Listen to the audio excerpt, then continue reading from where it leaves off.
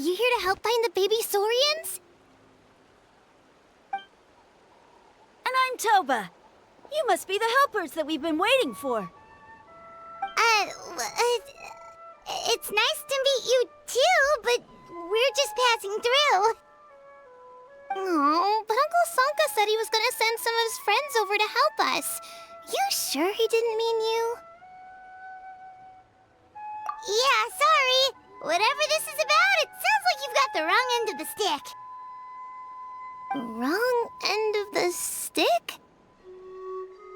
Darn it! We've been tricked, Huni. I should have known that Glasses Guy was a con artist. What are we supposed to do about the baby saurians now? Time's running out. It's okay, Huni. Don't worry. Why don't you tell us what happened with these baby saurians, huh? There's been a lot of unrest in the tribe lately, and my dad's saurian got injured. Her name's Nana, and she has 3 little babies. After what happened to Nana, her babies were so scared that they ran off and hid. I'm really worried about them, so I decided to go look for them. If Nana is your dad's saurian, why isn't he the one looking for them? My dad's one of the elders, so he's busy getting ready for Turnfire Night. It's a really important ceremony, more important than this, anyway. I'm not supposed to be out here either, but I snuck out without telling him. I didn't think it would take very long, but then that guy we ran into made us tell him loads of stories, and it wasted so much time. Yeah, he was so selfish. He doesn't have a heart.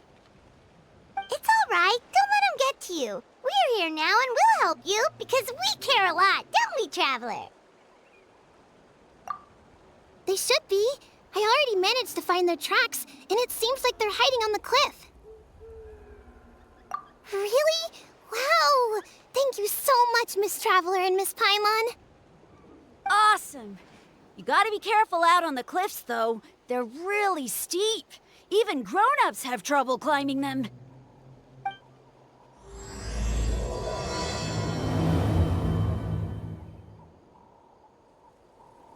Huni said the baby saurians are on the cliff, so let's find a way up.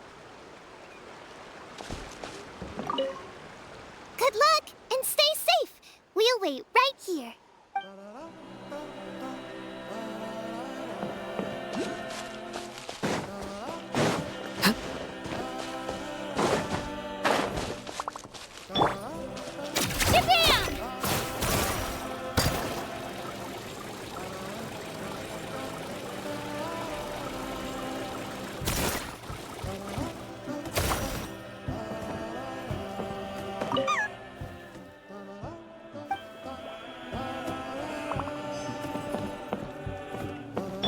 Squall and Fury.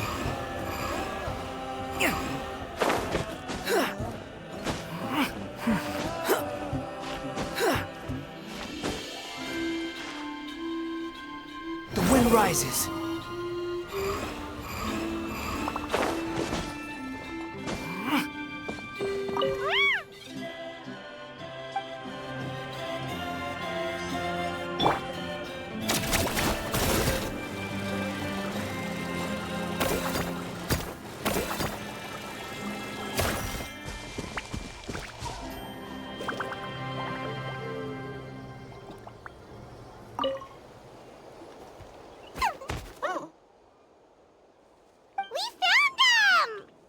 But what's that other... Ajaw? Well, if it isn't the gruesome twosome who wormed their way into our servant circle of friends. Still awestruck from the last time we met? Would that be why you hastily scrambled up here to pay your respects the moment you saw us? I suppose we can't blame you. Such is the spell that our Majesty casts on our minions. Very well. You heathens leave us no choice. The almighty Dragon Lord, Kahula shall grant you the audience that you seek. Come, pucker up. You may now kiss our feet. Wait, aren't you like Kinich's sidekick? What the heck are you going on about? You're somehow managing to be even more annoying than the last time we met. Silence! Who are you calling sidekick? We are the Dragon Supreme, sovereign ruler of the Nation of Flame. We shall have you know that last time, were it not for Kinich's earnest pleading on your behalf, you would have received not a single word of mercy.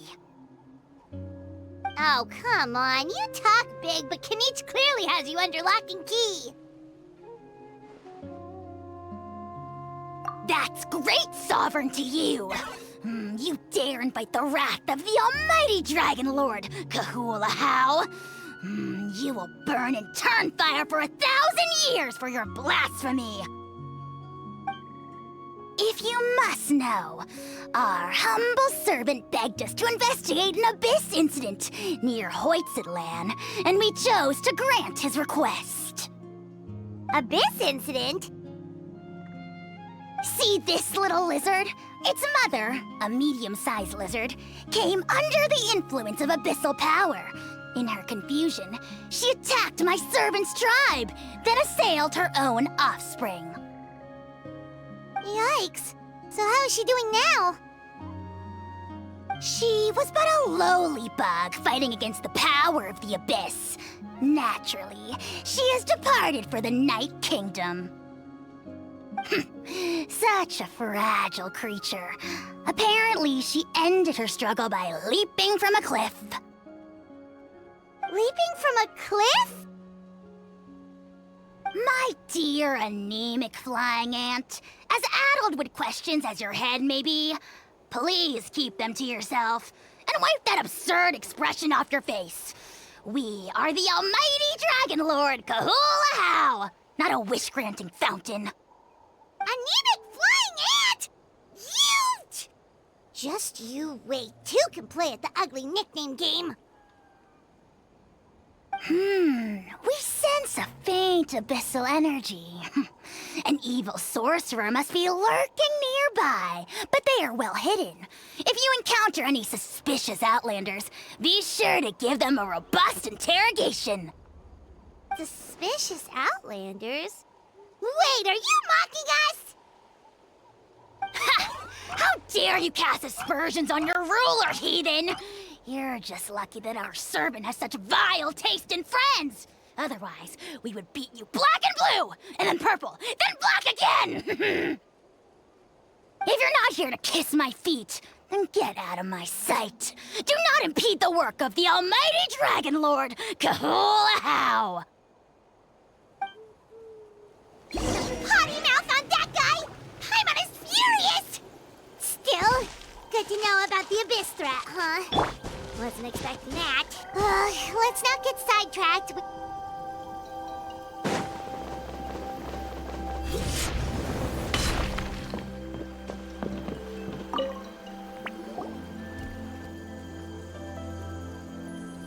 Wow, you're back already? That was so fast. I'm so glad that the babies are all right. Thank you both so much. Now we can finally go home and stop worrying about them. You're welcome. Piece of cake. You're not from Natlan, right?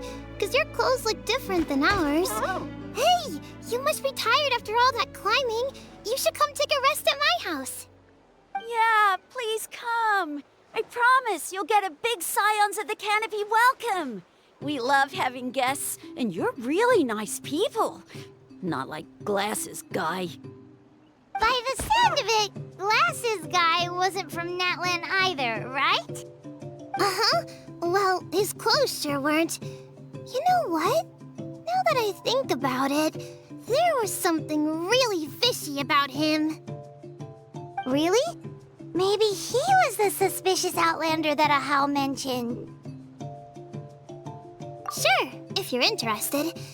Oh, let me think. How did the conversation go again?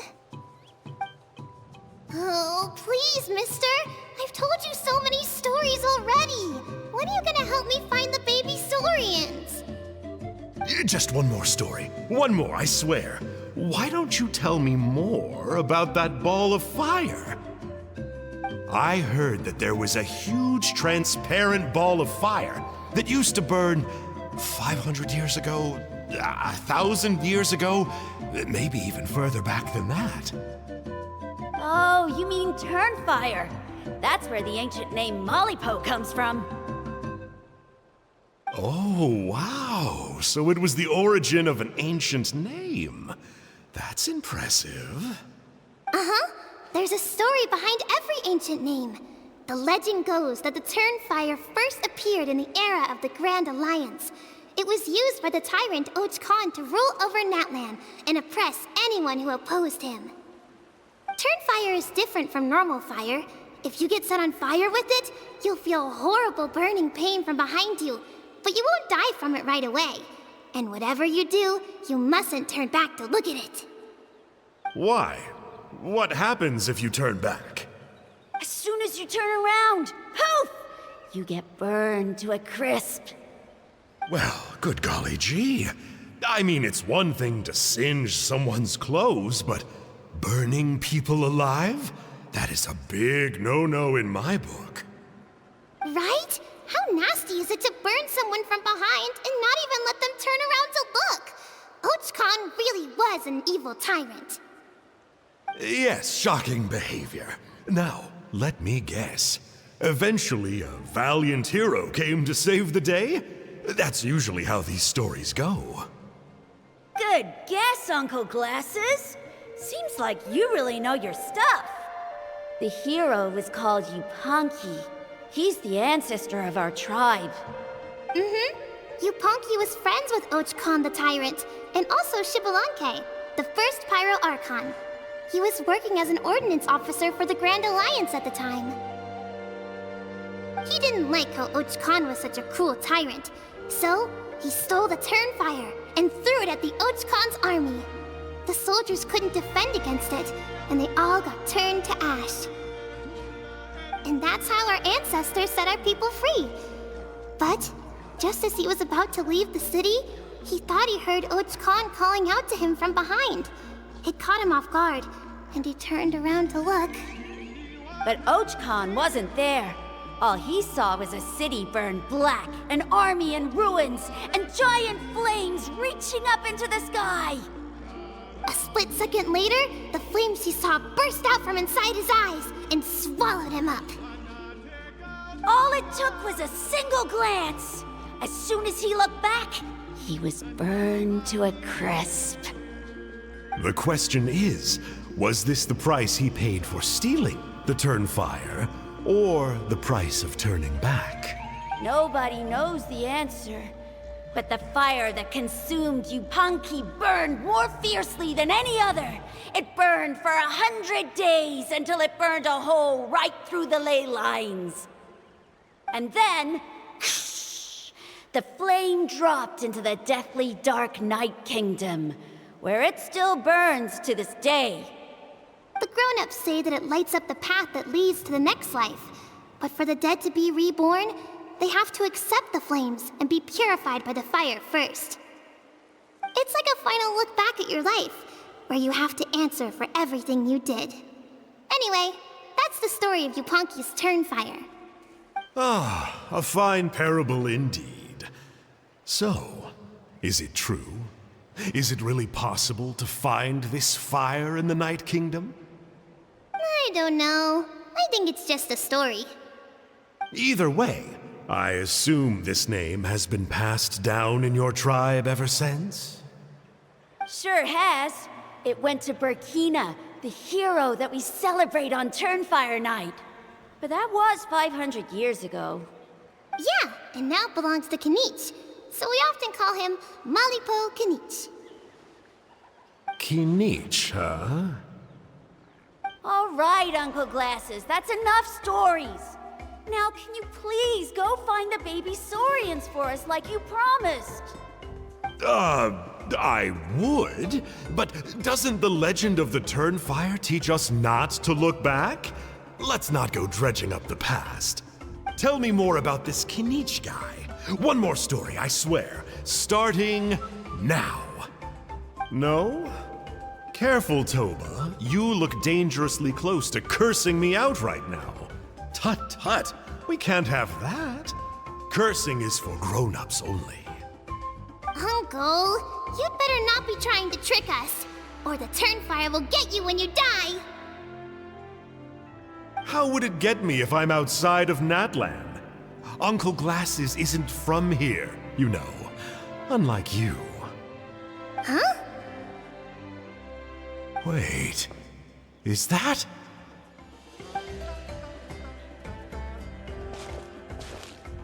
All right, kiddos. I'm a man of my word. 2 of my friends are on their way here, and, yeah, they'll help you out on my behalf. Work them like dogs, okay? That's what they're here for. Don't go easy on them just for my sake. Really? Well, first, can you tell us your name? We met at the foot of this cliff, so beneath the peaks, let's go with Sanka. Seriously? If you don't believe me, turn around and see for yourselves. They're right behind you. Huh? Where? Oh, wait! Uncle Sanka, where did you go? Yeah, definitely a fishy character. It sounds like he was digging for info about the ancient names. Yeah, and not only that, but he betrayed us too. He'll pay for this. All he got out of us was some stories, though. What's the worst that could happen? Traveler, maybe we should go tell Kinich about this. Ajaw says he's investigating it, but he's a bit of a loose cannon. We probably shouldn't take him at his word. Huh? You know Kinich? Not very well, but we have met him before, and one time we had a meal together. Aw, man, I'm so jealous. I never even spoken to him. He's so cool. He's the Saurian hunter, and he has a really awesome ancient name. Me neither. I don't think my dad really likes him, though. He always tells me to stay away from him. Probably because of that little creep he always hangs out with. He's nasty, and he's so full of himself. Oh, the creep who calls himself Kahul Ajaw? Yeah, we've had the pleasure of meeting him too. He sure loves pushing people's buttons. Exactly. I don't know why Kinich partnered up with him. Why didn't he pick me instead? Uh-oh. Huni, look how late it is. We've been out way too long. We better get home now or we'll get yelled at.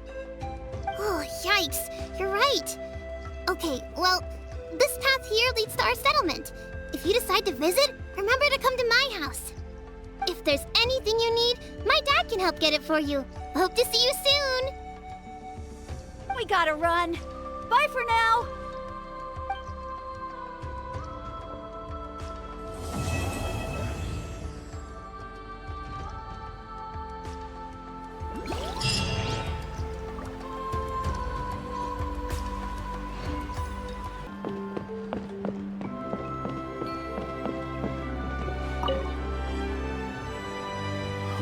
What were you thinking, going out by yourself? Don't you know how dangerous it is? It's okay. Toba helped me. And we met some kind strangers who helped us, and... Kind strangers? What made you so sure they were so kind, huh? Oh, I suppose they had kind stranger written on their foreheads? Yeah, actually, they did. In big, bold letters. Don't talk back to me. The Mountain King problem still hasn't been solved. What would I do if I lost you too? No dinner for you tonight. They were good people, Dad. Dinner or no dinner. Hello again, Huni. It's Miss Paimon and Miss Traveler. Dad, it's them. They're the ones who helped me. And I promised we'd take care of them if they came to visit. Oh, so you're the kind strangers. Well, I'm Trinidad. Apparently, you helped my daughter today, so if there's anything you need, just ask. As an elder of the Scions of the Canopy, I've got some influence around here. Now, I trust that you're sensible people who know better than to take advantage of their host's generosity. Yep, just helping a neighbor. We're not looking for anything in return. Oh? Well, let's hope so. Dad, please! They're not bad people! They've eaten at the same table with Kinich before! Be nice to them! Kinich! Wait! I heard that two mysterious travelers from afar showed up at the Stadium of the Sacred Flame. Are they you? And Paimon's the other.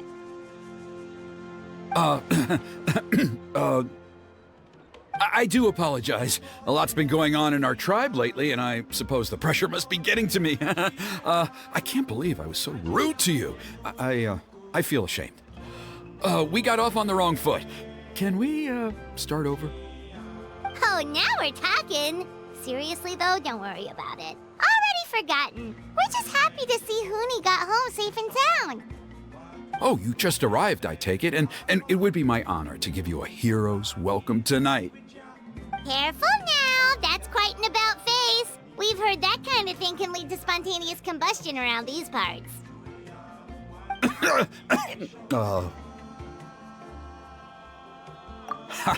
My dear traveler, you are very perceptive indeed. Go inside now, Huni. Dad's got some important business to discuss. Okay. Look after Miss Traveler and Miss Paimon. They're very special guests.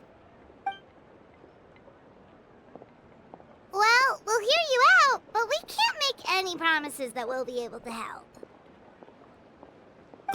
Well, this is a matter of utmost importance. Please, allow me to explain. For many years, our tribe has celebrated the Turnfire Night. It is a traditional ceremony among the scions of the canopy in which we remember our ancestor, Burkina, and his companion, Kangamato, the Mountain King. Burkina was a hero who bore the ancient name Malipo, and Kangamato was a powerful Yumkasaur warrior. Together, they fought against the Abyss. They were victorious, but it came at a great cost. Burkina paid with his life. The Mountain King survived, but was contaminated by the Abyss, and he remains in hibernation to this day. Normally, Yumkasaurs never live longer than a century. It is possible that the abyssal power is responsible for his unnaturally long lifespan. Oh, that's right. The Mountain King is a living symbol of our glory, but even this glory comes at a price. The abyssal power inside him is highly sensitive, and when it is disturbed, he awakens and flies into a blind rage, attacking anything that moves. So, besides the ceremony, another important part of Turnfire Night each year is cleansing the abyssal power inside the Mountain King so that he will remain sound asleep. However, Abyss-related incidents have been on the rise in that land lately, as I'm sure you're both aware. As a result, it has become increasingly difficult to keep the Mountain King in hibernation. Only 5 months have passed since the last Turnfire Night, and he's already showing signs of instability. Has he woken up again? He has. We managed to contain the situation by performing a makeshift ceremony right away, but it was a close call. He could reawaken at any moment. Also, he attacked and wounded my companion, Nana, during the ceremony. She became contaminated by the Abyss as a result, and... We heard. Such a tragedy. We're really sorry for your loss. Yes, and Nana wasn't the first. Anyway, right now we're preparing for an exceptional Turnfire Night ceremony, and we need to find a suitable flame bearer. From what I've heard about your adventures, I believe you would be perfect for the role. Of course. Plus, he's a bona fide hero who inherited the Malipo name. Oh, you mean Kinich? Yes, he's the one. A hero, worth his weight in gold. And unfortunately for us, he's all too aware of that. No prizes for guessing what he said when I asked him to host a Turnfire night outside of the annual schedule. An exceptional ceremony? Oh, I'll have to charge an exceptional price. I swear, no other concept exists in that boy's brain.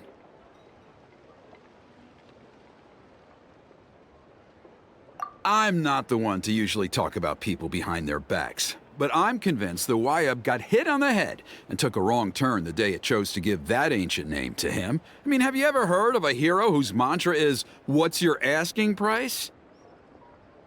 Oh, and don't get me started on that insufferable Ajaw he hangs around with. Thinks he's God's gift to mankind. Pompous fool. Yeah, Paimon has to agree on that last part. Anyway, the fact is, the ceremony can just as easily be done without him as long as we can find someone else. And besides, you two seem like much better candidates. So, what do you think?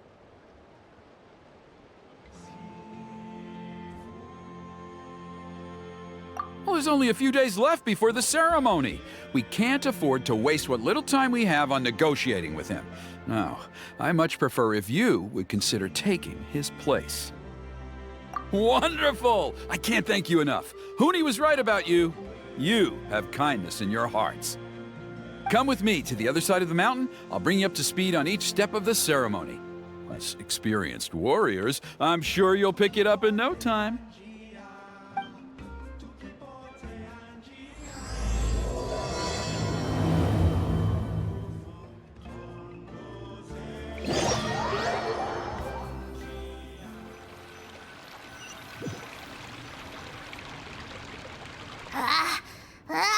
Achoo! Curses! Who dares insult the great Ajaw behind his back? Oh, great Ajaw, bless you.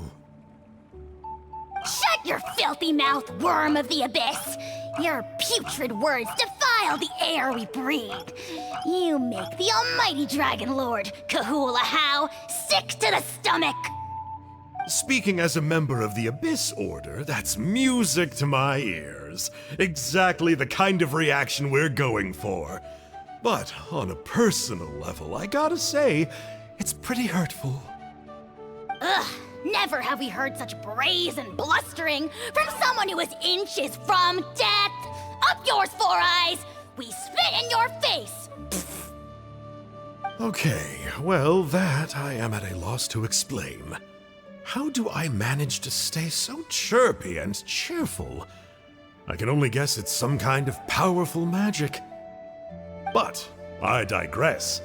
Mr. Kinich, I admit it, you, sir, are a legendary hunter. Still, the only reason you caught me is that I was reluctant to run away. You see, I'm very interested in the lore of your tribe. Okay. Is that it? Kay? Aren't you intrigued to know what it is about you guys that prompted a visit from the Abyss?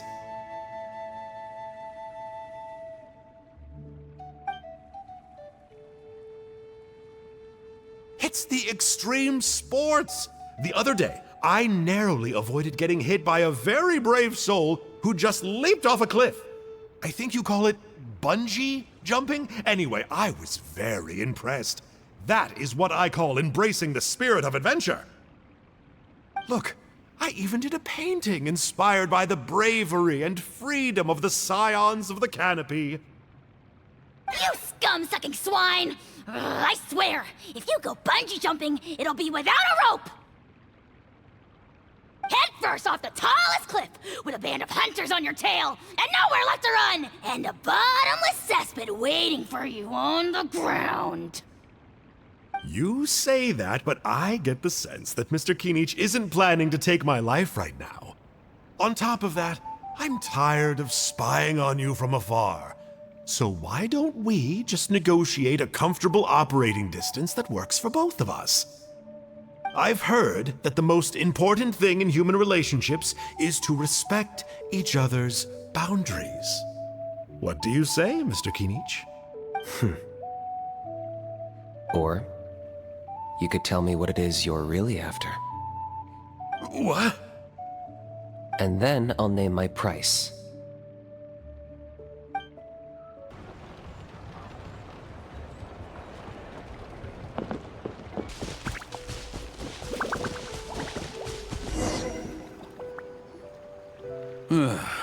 The Abyss contamination is back. No surprises there. No doubt that explains the Mountain King's recent activity.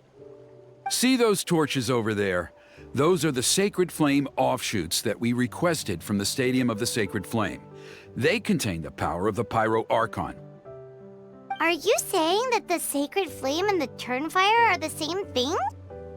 Well, for ceremonial purposes, at least.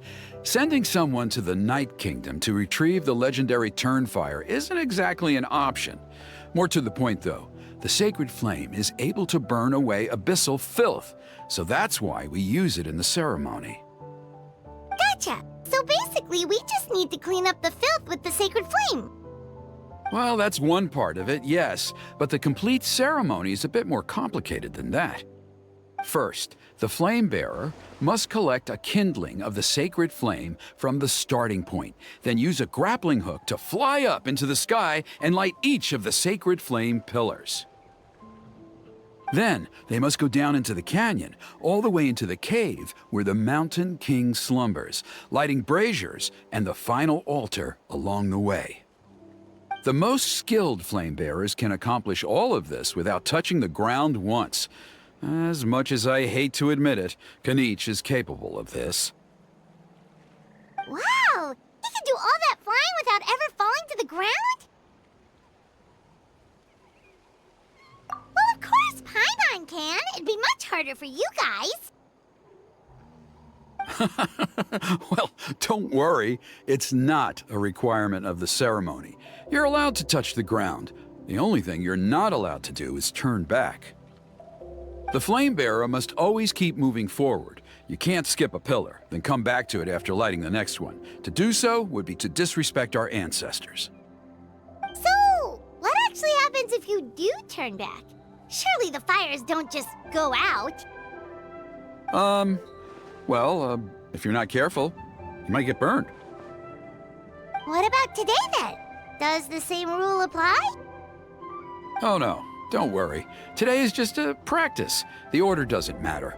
You just need to take the sacred flame, cleanse the filth, then go light all the braziers. Are you ready? I'll repeat all the key points again. Gather the kindling, cleanse the filth, and light all the braziers. I'll wait for you at the end.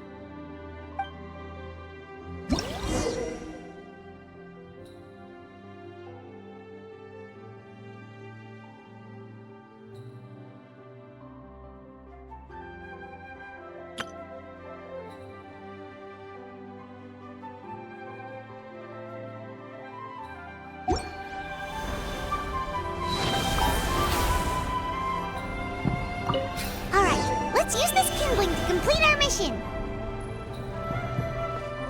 There's abyssal filth over there. Let's burn it away with the sacred flame.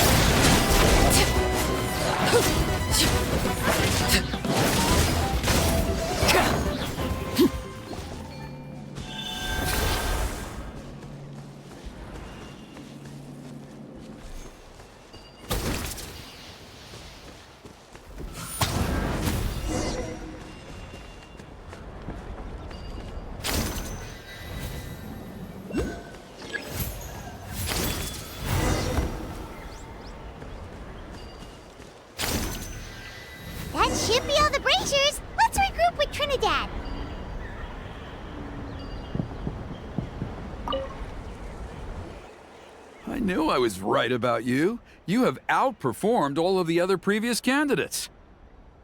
If there was an ancient name for outstanding flame bearers, I'm sure the Wayab would consider you for the honor. Yeah, although it would probably take Paimon quite a bit longer. All right, now there's still a few days left until the ceremony, and I should probably get back so I can inform the chief and the other elders that I have found the flame bearer we need. Oh, you mean they've still got to sign off on it? Some of them are still hoping we can come to an agreement with Kinich, but that's only because they haven't seen you in action. Still, I'm the one responsible for securing a flame bearer, and my recommendation is you. Just for Paimon's own peace of mind, are you sure it's not going to be a problem having Outlanders take on such an important role in your ceremony? See that place over there? There was a time, long before the age of Burkina and the Mountain King, when we, Scions of the Canopy, called that our home. After a period of upheaval, our ancestors were forced to move away. Now, it has become a place where our youths go to develop courage and kindle a spirit of adventure. If we fail to keep the threat posed by the Mountain King at bay, it might not be long before we have to move again and find a new home. So, to answer your question, I think everyone will agree that you are the right choice. Fair enough. Desperate times call for desperate measures. I'll need you to drop by my place at some point before the ceremony, if that's all right. There are still a few final details that we need to discuss. Okay, see you later then. You have my gratitude. We've helped out with a lot of other local festivals before, but this one feels a little different. Anyway, let's take a break before heading back to Trinidad's place.